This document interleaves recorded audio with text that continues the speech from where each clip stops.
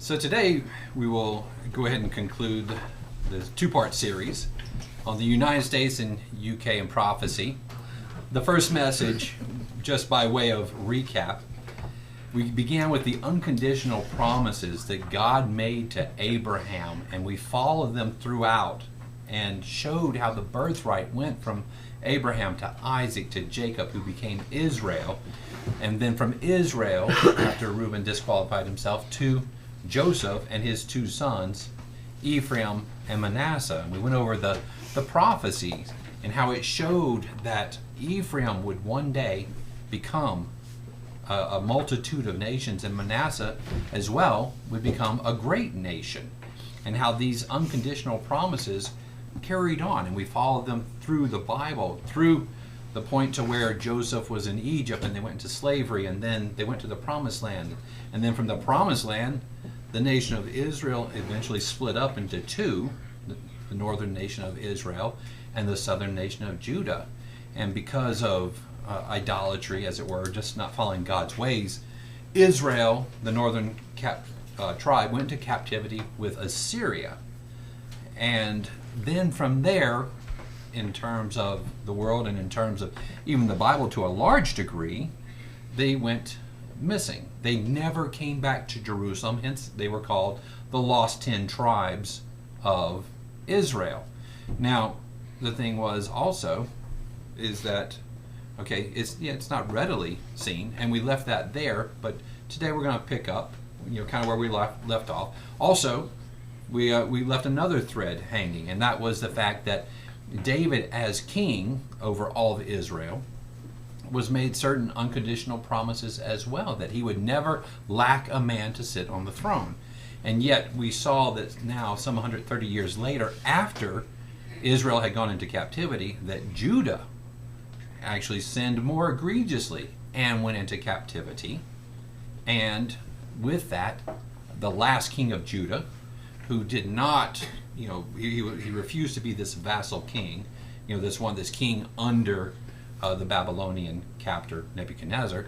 And so Nebuchadnezzar brought him to Babylon, and he took all of his sons and put them before his eyes and killed them all in front of Zedekiah's eyes. Then he cut out Zedekiah's eyes, and then he died in prison there, him, along with all the other rest of the nobles of the land of Judah. So again, we left another thread kind of hanging in that all of a sudden now we have these unconditional promises that God has made to Israel, right? To Abraham through Israel, through his people, that he said these will be fulfilled, and ones that he made to David about his lineage, his dynasty, the throne, and how all of a sudden now we see that coming to an end. So now we're left with things, and again, you can look at other prophecies in the Bible and other things that depend on this, saying that, like in Luke, that Christ is going to come back and he's going to take the throne of David. But if there is no throne of David, how can he do something like that? And as we also know, if one part of the Bible fails, then basically you're going to say the whole thing can fail, because you say, well, God doesn't lie, he keeps his promise, he does all these things. But if there's one part that he does not do, then he is not a true God, and this cannot be a true word of God. So it's imperative then that we reconcile all these things, and today we're going to go through and see what we can do about doing that. So now we come to a third thread, as it were, and this is the thread that I believe will more or less combine with the others, weave them together, and solve a lot of what is missing. And this is the thread of Jeremiah's commission. Let's begin then in Jeremiah 1, verses 9 and 10. Jeremiah 1, verses 9 and 10. And we see God gave Jeremiah from an early age, and I think there was a reason that he gave it to him at an early age, because I think he had a long time job to do.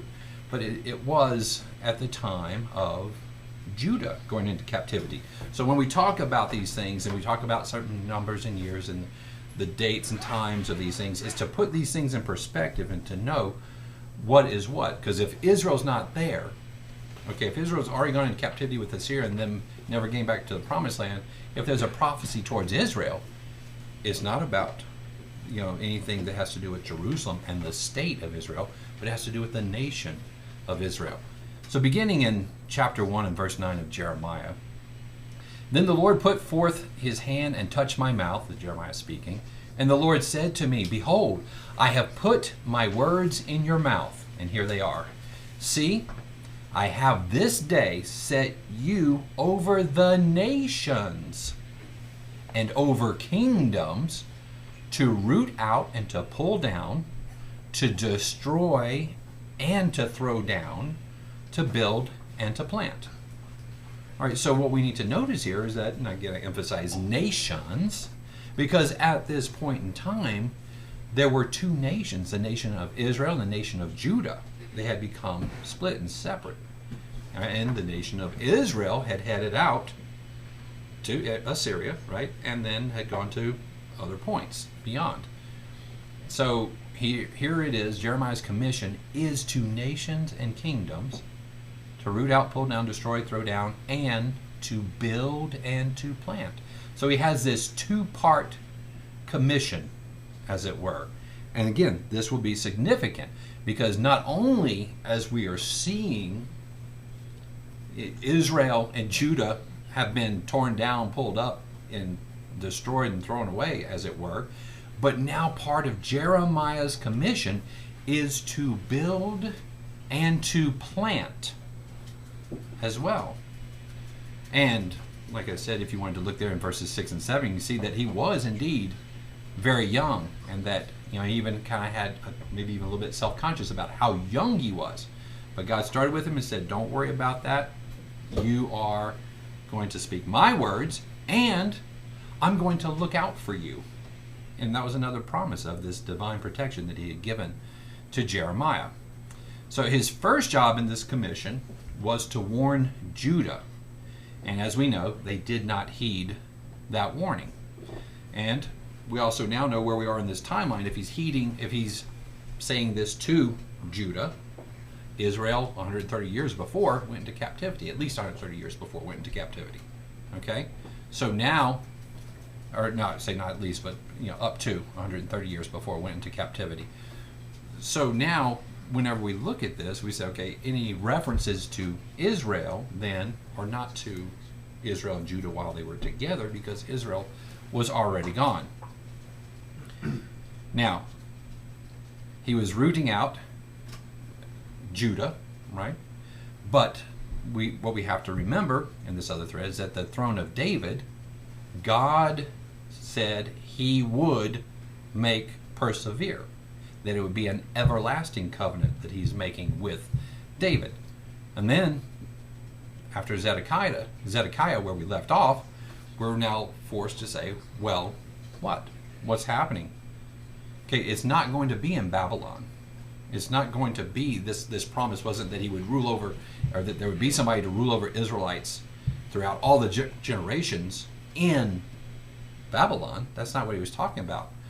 But we also know that David's throne was never again among the Jews anyway, or either. It was to be in the land of Judah, if anywhere, not in Babylon where the Jews were. So, because also we know that at the time of Christ, when Christ came, what was the condition of the Jews? The Jews didn't have a ruler over them. There was not a throne there in Judah. They were under Roman rule by this time. So it had already gone from Babylon to the Medes and Persians to the Greco-Macedonians, and now it's the Romans, the world-ruling empires of Daniel that are talked about.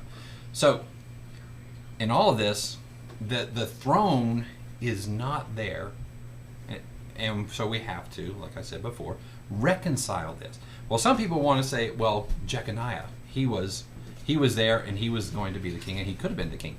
So this is kind of an aside, and we'll throw this in real quick here because we have to, I could be able to answer all these questions, but also, it's good to go over to, again, see that the Bible is accurate in what it says and what it's doing. So let's turn over to 2 Kings 25. Jeconiah, or Jehoiakim, was a former king of Judah, but he was taken in captivity to Babylon. 2 Kings 25, verses 27 through 30. So Jeconiah or Jehoiakim was in David's lineage. He had sons, and as we'll notice, he was released from prison in Babylon. 2 Kings 25 and verse 27. Now it came to pass in the 37th year of the captivity of Jehoiakim, king of Judah, in the 12th month, 27th day of the month, that Evil-Merodach, great name, king of Babylon, in the year that he began to reign, released Jehoiakim, king of Judah, from prison. So after 37 years of captivity, he is being let out. And the king of Babylon spoke kindly to him and gave him a more prominent seat than those of the kings who were with him in Babylon. So he raised him up to a fairly high level, but nonetheless, he was still a vassal king, as it were, in Babylon. And I think everybody knows what a vassal king is, right? It's a king that's under another king or in a kingdom, but you're still subject to everything, and so you're not really a king to do as you want, make all the rules that you want. You still are subject to another king, and that would be the king of Babylon. So Jehoiakim changed from his prison garments. He ate bread regularly before the king all the days of his life. And as for his provisions, there were regular ration given to him by the king, a portion for each day, all the days of his life. So what we have here is that he was this king, but he was this vassal king. Him and his sons and his grandsons never reigned as king in Judah. He was merely this one that was within the confines of the kingdom. Now, turn over to Jeremiah 22. And notice that God makes it clear to Jeremiah and subsequently to Jeconiah or Coniah or Jehoiakim that he was not to be the king of Judah. Jeremiah 22 and verse 24 says, "As I live, says the Lord, though Coniah, or Jeconiah, the son of Jehoiakim," okay, so Jehoiakim is the son of Jehoiakim, or Jeconiah, his other name, king of Judah, "were the signet on my right hand, yet I would pluck you off." Does that terminology kind of sound similar to some of the stuff that the commission that was given to Jeremiah back in Jeremiah 1? Well, it does. This word for pluck is nathak, and the word for root out in Jeremiah 1:10 was nathash. Nathak, nathash. Okay, they're similar words, same kind of root, and obviously you can see there's a similarity in what it's doing, because the rooting out, the plucking out, is what Jeremiah was doing. And he says in verse 25, "I will give you into the hand of those who seek your life, into the hand of those whose face you fear, the hand of Nebuchadnezzar, king of Babylon, and the hand of the Chaldeans. So I will cast you out, and your mother who bore you, into another country where you were not born, and there you shall die. But to the land to which they desire to return," Judah, "they shall not return." So he's making this pronouncement, God is, through Jeremiah to Jehoiakim, that you're not going to come back and be the king. So it's all, as we're seeing, dying in Babylon with Zedekiah and his lineage. And then verse 30, "Thus says the Lord, write this man down as childless." It's just as good as the fact that he didn't have a child, that he will not do this. "A man who shall not prosper in his days, for none of his descendants shall prosper, sitting on the throne of David and ruling anymore in Judah." So it's pretty straightforward and to the point there that Jeconiah, even though, and I bring this up because other people say, well, it continued on through Jeconiah. Well, here it is. It's very obvious that it does not continue through him. And hopefully, the fact that I'm interchanging Jeconiah and Jehoiakim, it's not throwing anybody off, but they're the one and the same.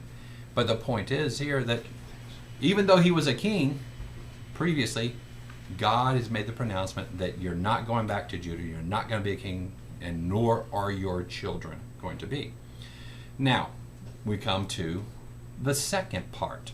So we in last message went through fairly extensively showing how Zedekiah was taken into captivity and that he died there, And now we see that Jeconiah, and that it appears that everything is to end. This whole commission that Jeremiah was given has been accomplished, in effect, to this point, right? Now, Jeremiah was also among the captives that went into Babylon from Judah. But God told him that he would give him special protection. Let's turn over to Jeremiah 39, verse 11 and 12.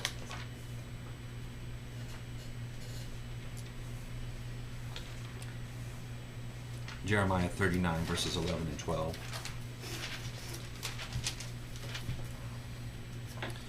And now what we're going to do is follow Jeremiah's path from this point forward and look at how this second part of the commission that God gave to him was being fulfilled.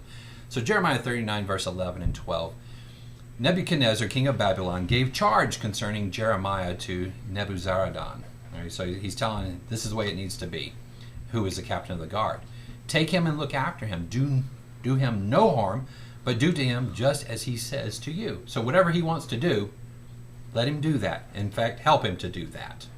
So here it is already that God is intervening, offering the protection, even though here he is in chains going to Babylon with the rest of the captives. Now chapter 40, verses 2 through, we'll read down through a lot of the chapter, so we'll skip, you can keep it as we go along. But Jeremiah 40 and verse 2, it says, the captain of the guard, the fulfillment of this, took Jeremiah and said to him, the Lord your God has pronounced this doom on this place. So he knew that Babylon was an instrument of God's correction, and that Judah deserved what they got. And so the Lord your God has pronounced this doom on this place. Now the Lord has brought it and has done just as he said, because you people have sinned against the Lord. You gotta love this, Here's a Babylonian, Chaldean. He's telling the Jews how it is. Have sinned against the Lord and not obeyed his voice. Therefore this thing has come upon you. And now look, I free you this day from the chains that were on your hand. If it seems good to you, okay, this is what Nebuchadnezzar told him to do. If it seems good to you, come with me to Babylon. Come and I will look after you. It'll be like you're not in captivity. But if it seems wrong for you to come with me to Babylon, remain here. See, all the land is before you. So here it is. It looks like he's about to go into captivity, but he doesn't even have to make it there. All right? God intervenes. See, all the land is before you. Wherever it seems good and convenient for you to go, go there. Now, while Jeremiah had not gone back, Nebuzaradan said, go back to Gedaliah, the son of these people, whom the king of Babylon has made governor over the cities of Judah. So, again, now we have this vassal that we're talking about in terms of a governor over the cities of Judah. So there were some people that were actually left behind. And dwell with him among the people, or go wherever it seems convenient to go. So the captain of the guard gave him rations and a gift and let him go. He made it easy for him to do it, helped him get to where he had to go. Verse 6. Then Jeremiah went to Gedaliah to Mizpah and dwelt with him among the people who were left in the land. And when all the captains of the armies who were in the fields, they and their men, heard that the king of Babylon had made Gedaliah governor in the land and had committed to him men, women, children, and the poorest of the land, who had not been carried away captive to Babylon. Okay, so they get to understand the point that there were some people left behind because the Babylonians felt for whatever reason that they would not be profitable or necessary to take the men, certain men, women, children, the poorest of the land. So then verse 9, and Gedaliah took an oath before them and their men, saying, do not be afraid to serve the Chaldeans. Dwell in the land, serve the king of Babylon, and it shall be well with you. So as governor, as vassal, like we were talking about, under Babylonian rule, he says, look, we need to serve them, we need to mind our P's and Q's, and everything's going to be fine. As for me, I will dwell in Mizpah and serve the Chaldeans who come to us. But you gather wine and summer fruit and oil and put them in your vessels and dwell in your cities that you've taken. So go ahead, live life normally. Live it like you kind of always have. And it's going to be well with you. Then verse 12, then all the Jews returned out of all the places where they had been driven. So the captivity, before it happened, there was an onslaught, and from records show, it was probably about 15 to 20 years in terms of length of time that it took to do these things. So presumably in the time, people started scattering and trying to fend for themselves and whatnot. But then when they found out that it was okay to live there under Gedaliah, then they said, okay, boom. So they started coming in out of places they had been driven. So then let me just sum up, and we'll be going through chapters 40 through 43, and you might want to read it. It's interesting as you can read the whole story. But Gedaliah is warned by Johanan that Ishmael wants to kill him. Well, Gedaliah doesn't heed that warning, and Ishmael does indeed kill him. And then chapter 41 and verse 10, Ishmael carried away captive all the rest of the people who were in Mizpah. And notice who he carried away. The king's daughters. Okay, that's new. That's something that we weren't, placed with before. And it obviously becomes a significant point as we will go along. And then all the people who remained in Mizpah, whom Nebuzaradan, the captain of the guard, had committed to Gedaliah, and Ishmael the son of Nethaniah carried them away captive and departed to go to the Ammonites. All right? Which I think is kind of east or southeast, kind of where they were. Anyway, these king's daughters were the daughters of Zedekiah, as we'll see a little bit later and can show that to a greater degree, who was king of Judah and, most importantly, of David's lineage. And so here we are introduced to the king's daughters among this remnant of people that stayed behind or that came in. And here they are, we're introduced to them in Jeremiah 41 verse 10.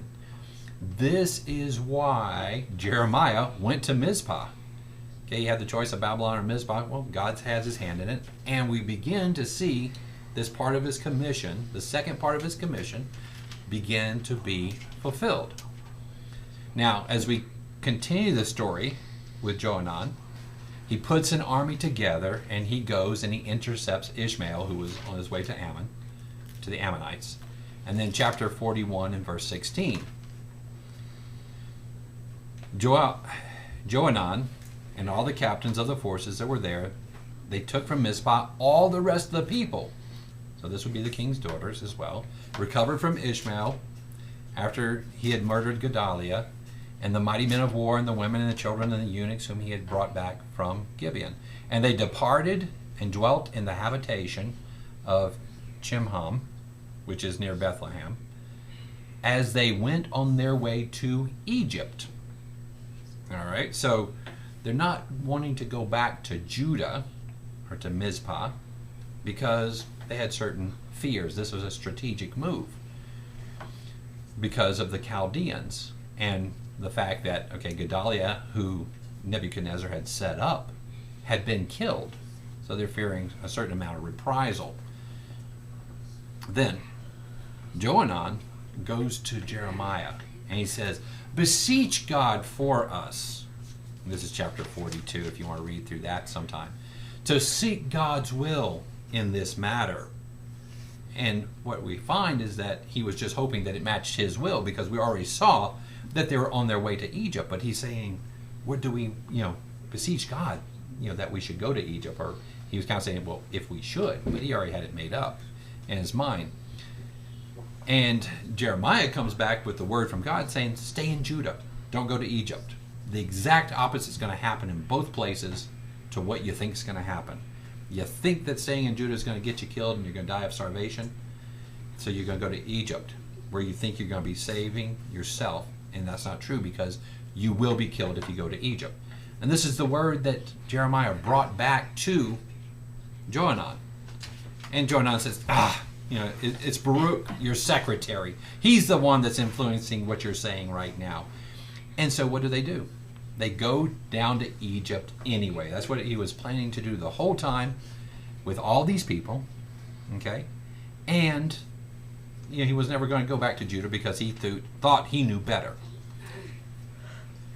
So chapter 43, verse 5, Johanan and all the captains of the forces took all the remnant of Judah who had returned to dwell in the land of Judah from all the nations where they had been driven, men, women, children, verse 6, the king's daughters, and every person whom Nebuzaradan, the captain of the guard, had left with Gedaliah, and Jeremiah the prophet, and Baruch the son of Neriah.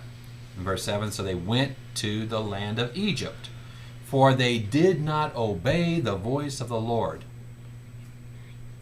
So we're seeing now these people, this group, going down there. Now chapter 44. God makes this pronouncement to them yet again. And, he did it through Jeremiah once, and here we are, chapter 44, verses 12 through 14. It says, I will take the remnant of Judah. Okay, so we're at most of Judah, or a lot of Judah is already in Babylon. We got a remnant here who have set their faces to go into the land of Egypt. I mean, they are, that is their plan. They're going to go there in spite of what God says.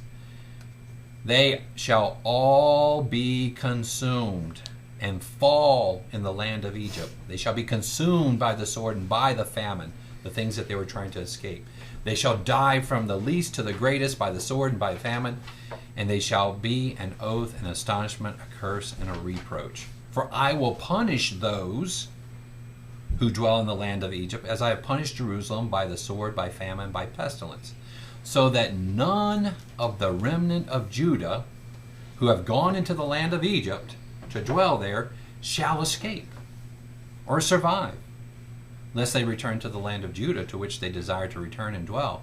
For none shall return except those who escape.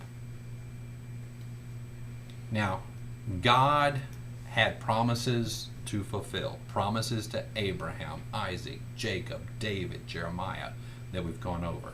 And notice what he says in verse 28 of Jeremiah 44. Yet a small number who escape the sword shall return from the land of Egypt to the land of Judah, and all the remnant of Judah who have gone to the land of Egypt to dwell there shall know whose words will stand, mine or theirs. So we see then that the king's daughters went down there, and everybody's going to be killed except for a small number who have to escape in order for God's word to be fulfilled. Now let's turn over to Isaiah 37, verses 31 and 32. And we see that Isaiah adds a little bit more to the picture and helps us bring it all around so we don't have to make assumptions, or don't have to suspend disbelief. Isaiah 37, verses 31 and 32.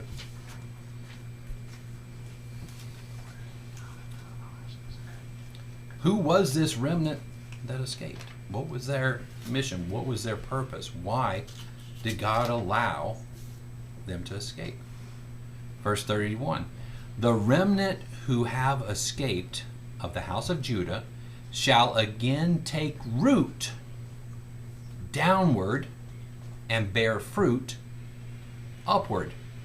For out of Jerusalem shall go a remnant, and those who escape from Mount Zion, the zeal of the Lord of hosts, will do this.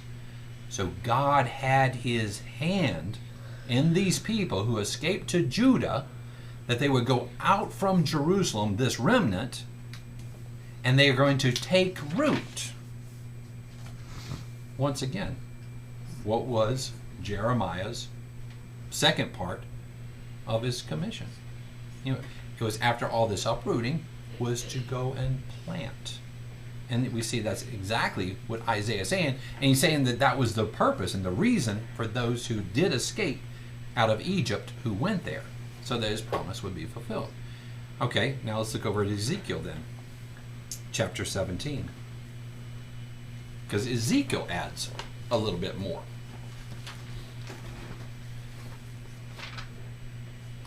so far, we've seen that a little bit escaped, a remnant. And now we see that this remnant is the one that is going to be planted, right? And it's going to bear fruit. But we have not yet seen exactly, without a doubt, that it's the king's daughters that are the ones that are going to escape. Ezekiel 17, I think, rounds out the story here. So this prophetic message of Ezekiel is addressed to Israel. It's not to Judah or the Jews, but to the house of Israel. It's a message, again, that was for them, or a prophecy for them, even though Ezekiel was a prophet during the time of the Judah captivity. Now, Ezekiel is told to speak a riddle in Ezekiel 17, verses 3 through 10. Let's focus on just one part of it, and verses 3 and 4. He says, and again, you can read there in the previous verses how he says that this is a riddle and a parable. He says, "Thus says the Lord God, a great eagle with large wings and long pinions, full of feathers and various colors, came to Lebanon and took from the cedar the highest branch. He cropped off its topmost young twig off the branch and carried it to a land of trade. He set it in a city of merchants." Then, skipping down to verse 12, he says, "Now, say now to the rebellious house," this is Israel, to whom Ezekiel was sent, "do you not know what these things mean? Tell them." So he's going to give the interpretation for them so they don't have to guess, and we don't have to guess. He says, "Indeed, the king of Babylon went to Jerusalem, took its king and princes, and led them with him to Babylon." So we're seeing, okay, let's set the stage. And again, we should all be familiar with that story now of who it was that he took into captivity with him. So then he explains how the riddle refers to the captivity and Zedekiah and what happened to him and his sons. So this great eagle was King Nebuchadnezzar of Babylon. He came to Lebanon. He took the highest branch of the cedar, which was King Zedekiah. And then the cropping off of the cedar's topmost young twig was the king's sons. So this riddle covers the first part of Jeremiah's commission, right? The tearing down and destroying. But now let's notice that the second part is also covered beginning in verse 22. Ezekiel 17:22. "Thus says the Lord God, I will take also one of the highest branches of the high cedar and set it out." I'm going to especially set this one apart. "I will crop off from the topmost of its young twigs a tender one and will plant." Okay, this is what he's saying he's going to do to this other twig. "I will plant it on a high and prominent mountain." So we have Isaiah talking about planting, Isaiah and now Ezekiel talking about this planting. This is the commonality. And it's going to be planted where? On a high and prominent mountain, verse 23, "on the mountain," which is a symbol for a nation, "height of Israel.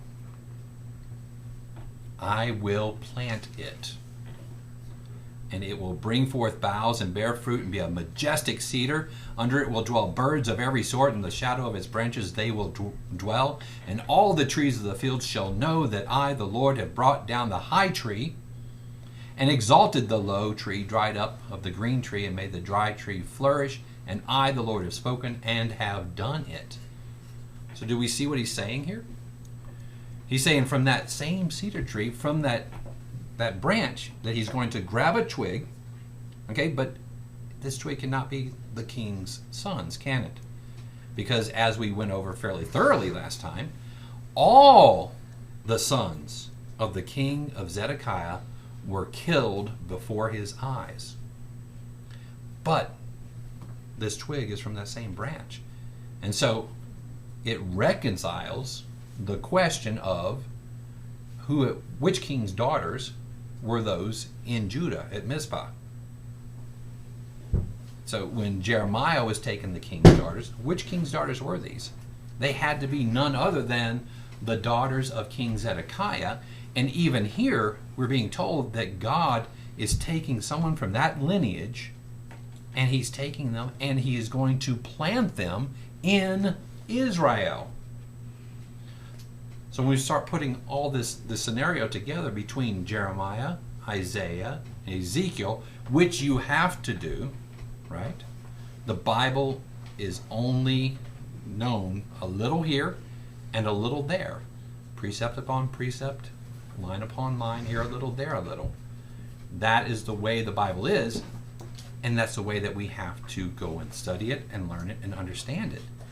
So then when we put all these together, we see that Jeremiah went back to Judah, and then, you know, they had that little interlude, as it were, with Ishmael before Johanan took him down to Egypt, and that a few escaped. The few were the king's daughters that were to be planted in Israel.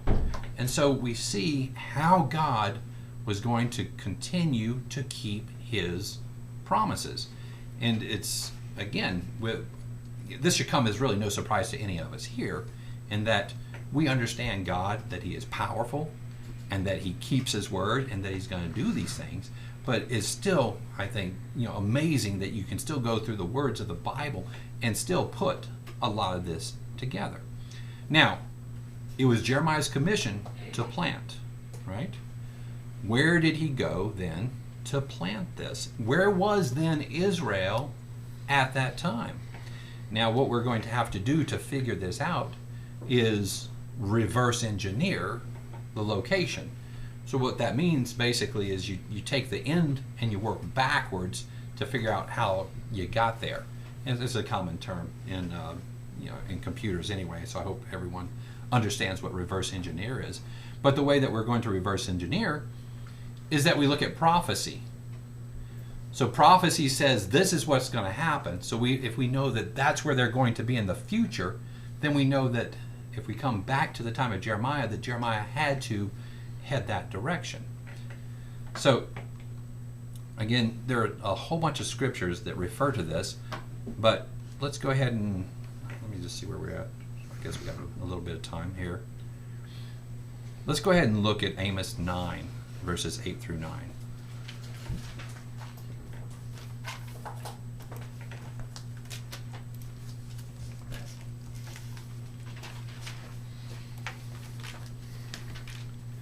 Amos 9, verses 8 through 9. Behold, the eyes of the Lord God are on the sinful kingdom, and I will destroy it from the face of the earth. Yet I will not utterly destroy the house of Jacob. And who was Jacob? Jacob became Israel, right? So I'm not going to completely destroy the house of Israel, says the Lord. For surely I will command and will sift the house of Israel among all nations, as grain is sifted in the sieve, yet not the smallest grain shall fall to the ground. So God knows at any given time where all his people were. The Israelites, the Manassites, etc. And I think we talked about that last time, about the Manasseh, how God knew and knows exactly where they always were.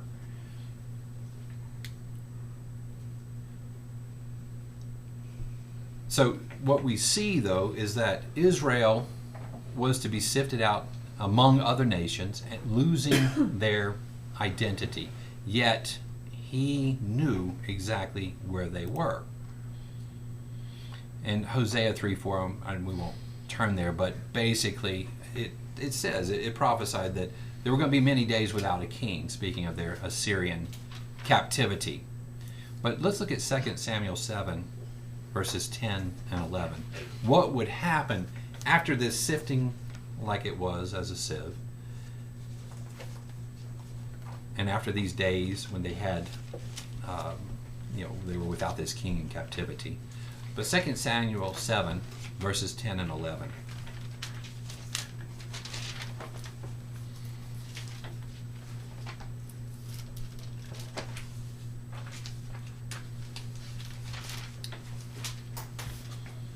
2 Samuel 7, verse 10.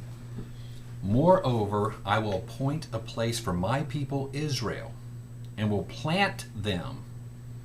All right, so notice the context. He is going to plant Israel in a specific place. The things that are happening are not time and chance. The fact that they went into Israel was for a cause, and God still had plans for them afterwards into where they were going. And what we see here is that he was going to plant them that they may dwell in a place of their own and, notice, move no more. Which is, again, a key point in that after they would settle in this land, that they would remain there, at least until his second coming. Nor shall the sons of wickedness oppress them any more as previously, since that time that I commanded judges to be over my people Israel, and have caused you to rest from all your enemies. Also the Lord tells you that he will make you a house. So this again is a promise to Israel that they would be planted, that they would have peace, that their enemies would not overrun them, that they would not have to move anymore. Now Israel, by way of review again, had already gone into captivity at the time, okay? This 130 years before Judah, right? So again, they're telling them and saying, okay, you guys need to realize this is what's going to happen. Okay, when you go into that captivity, then you're going to do this. Okay, so not all hope is lost. But where are they going to go? Let's look at a few more prophecies. Isaiah 49. Let's go to Isaiah 49.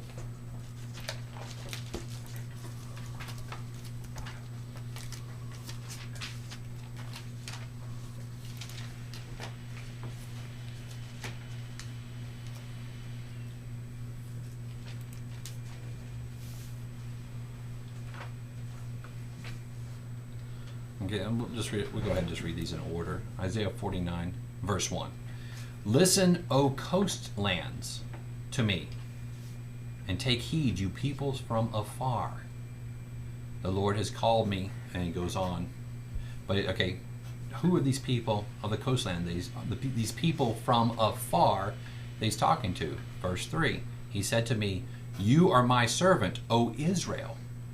Okay, so now we see, again, Israel, their coastlands, and again this word can refer to isles or islands. And again, there are many other scriptures that actually do refer to them as isles and islands. All right, but it is Israel afar, not Israel in Jerusalem, but Israel afar. So in verse 6, he says, it is too small a thing that you should be my servant to raise up the tribes of Jacob or Israel, to restore the preserved ones of Israel. I will also give you as a light to the Gentiles, that you should be my salvation to the ends of the earth. So some more prophecy. Now, another key one, verse 12. Surely these shall come from afar. So he's talking about where they're going to be coming from in the future, this future prophecy. He says, look, those from the north and the west, these from the land of Sinim. Now, again, we're talking about where they're going to be coming from, the north and the west. What we need to understand here, again, in addition to all the other scriptures that talk about them coming from the west or from the north, is that in the Hebrew there was not a specific word for northwest. So when you say from the north and the west, that's the way that you said the northwest. All right, so whenever we look at this, okay, you listen to the coastlands, listen to the this fact that you're coming from the north and the west, and again, everything's from Jerusalem. Whenever you start, you're looking for directions in the Bible, it's always talking about coming out of Jerusalem. Then, where is north and west of Jerusalem? So whenever you look at that on a map, north and west, that's an island and a coastland, a far away, all right, you come none other than to the British Isles. Okay, whenever you go northwest, and I even looked it up. I asked Google. I said, "What direction is the UK, or what direction is London?" I said, "From Jerusalem," and they said 318 degrees, and northwest is 315 degrees. And so, again, it depends on which part of the land you point to and things like that. But again, it's still talking generally anyway. But it couldn't be any more specific. Is my point that when he's talking, okay, from the north and the west, that the first body of water or island that satisfies being afar off, that is from the north and the west, from where Israel is going to be coming, is the UK, is the British Isles. So finally, we come to where Jeremiah had to go and point, or had to go and plant Zedekiah's daughter specifically, in terms of being able to carry on the lineage for David, as well as continue with the unconditional promises that he had made to Israel. And that is, when we look at the map and you look at the direction, it is the British Isles. It satisfies these two conditions. Now, when we look at all the other conditions, we combine this with all the other promises and all the other scriptures that God made that we were talking about last time. I mean, think about it, okay? Now we're identifying Israel, okay? Again, this is Ephraim and Manasseh. Their name, the name of Israel, was going to be named upon them. And subsequent to that, all the birthright blessings were going to go to these people. Now, let me just review a few of them. They would possess the gates of their enemies, right? The gateways of the enemies. Now, when we think about this, let's think of in terms of the United Kingdom, right? Ephraim, and what Ephraim has accomplished. All right. Remember how we started off today too, talking about saying that Ephraim would become a company of nations, and Manasseh would become a great nation out of that. So we have a company of nations, a commonwealth of nations. There has never been an empire that has been as vast as the British Empire. They would say the sun never set on the empire of Britain. And these people possessed, as it were, the gates, the access to many places, many peoples, and they held them under them. So in that, some of these places were blessed because of that. As we continue in Genesis 22:18, it's the seed of all nations in the earth shall be blessed. These are the conditions that had to be met. Okay, north and west, coastland, island, possess the gates of the enemies. All nations of the earth are going to be blessed. You're going to have the dew of heaven, the fatness of earth, plenty of grain and wine. Peoples will serve you. Nations bow down to you. Mother's sons bow down to you. Your descendants shall be as the dust of the earth, that you will be spread abroad, west and to the east and to the north and to the south. And in you and your seed all the families of the earth shall be blessed. And then your younger brother, your older brother, you're going to be greater than your younger brother, but he's going to be great as well. And you're going to be a fruitful bough. Your branches are going to run over the wall. Remember, we talked about them being a colonizing people. And then we talked about the blessings, the mighty blessings, upon blessings, that these people would receive. So now, when you look at all that and you combine all that and you take all these different conditions that had to be met,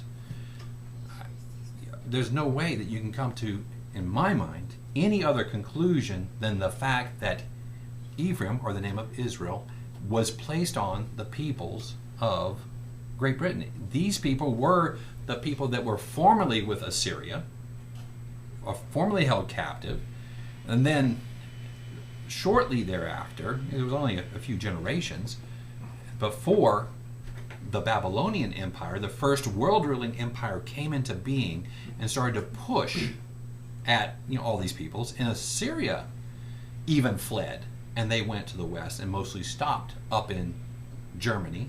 But at this point, the Israelites that had been captive, that had gone into captivity with Assyria, were no longer being held captive in the way that they were before, and continued on and settled in different parts of Europe, with Ephraim and Manasseh separating and being in the British Isles, where the name of Israel was to be placed.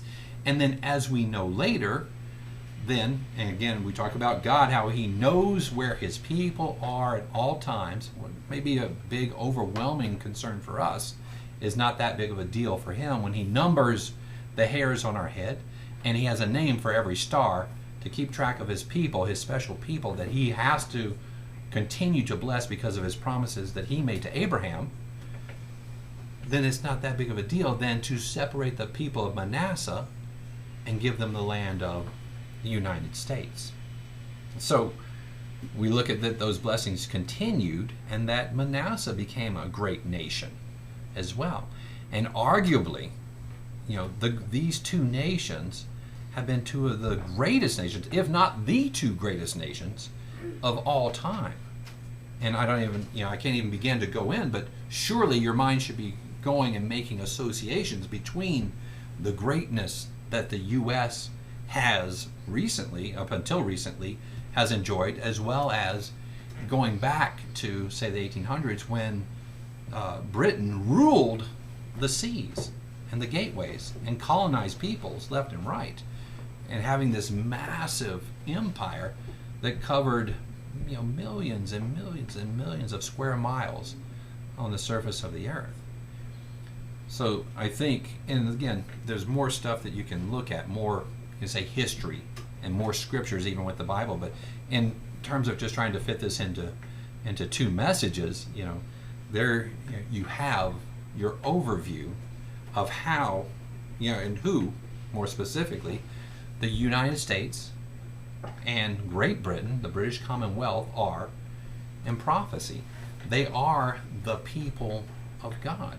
And because they are the people of God, they have been given many things, and because they had great privilege, there was also great responsibility that came with that and comes with that. And the real significance in all of this, again, it's not to brag, because it's to give you a better understanding of who we are. Because now we have to know that the things that we have today are not because of us, not because of what we have done, but is because of what God has done. And God does say, he says, okay, as we've seen many times, God has to get your attention. God has to get his people's attention. And he did that many times with the Egyptians, and then the Assyrians and the Babylonians. And now knowing who these future prophecies are about, that when it talks about Israel or Jacob or Ephraim, that you know who these people are that is being referred to primarily. And it gives us this great insight in terms of what's going to happen into the future. And more importantly, it puts this burden of responsibility on us to know that the things that we have been given by God, and that we have a great responsibility to live by them, by the rules, the commands that God has given us, and to do what God has commanded.